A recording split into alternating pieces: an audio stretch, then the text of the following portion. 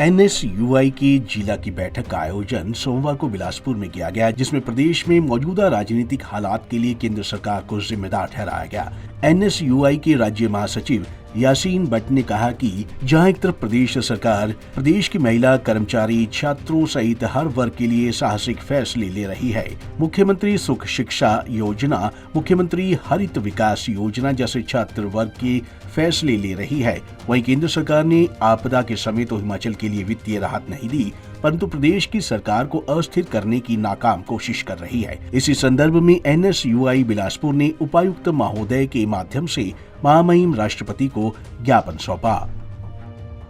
आज भारतीय राष्ट्रीय छात्र संगठन एनएसयूआई की बिलासपुर इकाई द्वारा जो है डीसी महोदय के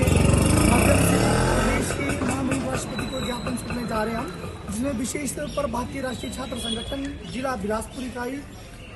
राष्ट्रपति महोदय से दरख्वास्त कर रही है, उनसे निवेदन कर रही है, उनसे रिक्वेस्ट कर रही है कि जिस प्रकार से देश एवं प्रदेश में लगातार विपक्ष की सरकारों के ऊपर जो है केंद्र सरकार के द्वारा एक दबाव बनाया जा रहा है, कहीं न कहीं खरीद फरोख्त को बढ़ावा दिया जा रहा है, डेमोक्रेसी का हनन किया जा रहा है, लोकतांत्रिक मूल्यों को तबाह किया जा रहा है, लोकतांत्रिक प्रणाली के ऊपर सवाल या निशान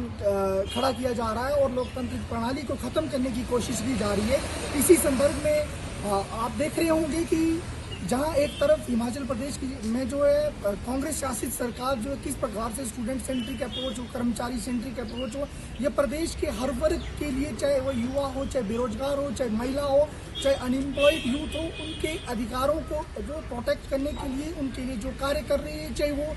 कहीं ना कहीं एक तरीके से डिजास्टर के टाइम के दौरान देखे हम, या चाहे ओल्ड पेंशन स्कीम देने की बात हो, चाहे वो हम इनडायरेक्टली या डायरेक्टली मुख्यमंत्री सुख समृद्धि योजना की बात हो, मुख्यमंत्री सुख शिक्षा योजना की बात हो, या महिलाओं को 1500 रुपये देने की बात हो। एक तरफ जहां हिमाचल सरकार जो है कहीं ना कहीं स्टूडेंट सेंट्रिक अप्रोच रखते हुए छात्रों के लिए हो, चाहे प्रदेश के हर वर्ग के लिए हो, उनकी आवाज़ उठाने के लिए जो प्रयासरत रह रही है, वहीं देश की केंद्र सरकार, भाजपा शासित सरकार जो है अनस्टेबलाइज करने की कोशिश कर रही है। इसी संदर्भ में भारतीय राष्ट्रीय छात्र संगठन जिला उपायुक्त बिलासपुर के माध्यम से राष्ट्रपति महोदय को एक ज्ञापन सौंप रहे हैं, जिसमें हम जो राष्ट्रपति महोदय से एक रिक्वेस्ट कर रहे हैं, एक निवेदन कर रहे हैं कि जिस प्रकार से डेमोक्रेसी का हनन जो है इस देश में किया जा रहा है, एक तरफ जहां हम भारत को जो है मदरलैंड ऑफ डेमोक्रेसी कहते हैं, वही दूसरी परिप्रेक्ष्य में हम जब देखते हैं तो विपक्ष की सरकारों को किस तरह अनस्टेबलाइज करने की कोशिश की जा रही है, उसका सबसे बड़ा ज्वलनशील उदाहरण जो है वो हिमाचल में देखने को मिला है। और उसी संदर्भ में हिमाचल प्रदेश की ठाकुर सुखविंदर सिंह सुक्खू के नेतृत्व वाली सरकार को किस तरीके से अनस्टेबलाइज किया जा रहा है, जो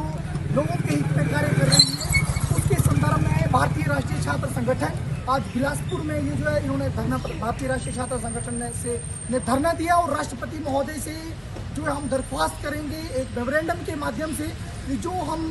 भारत को मदरलैंड ऑफ डेमोक्रेसी कहते हैं, उस डेमोक्रेसी को बचाया जाए।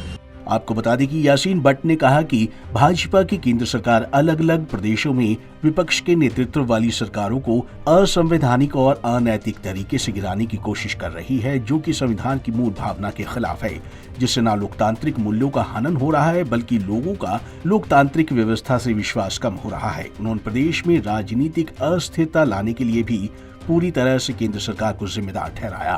पंजाब केसरी टीवी के लिए बिलासपुर से सुभाष ठाकुर की रिपोर्ट।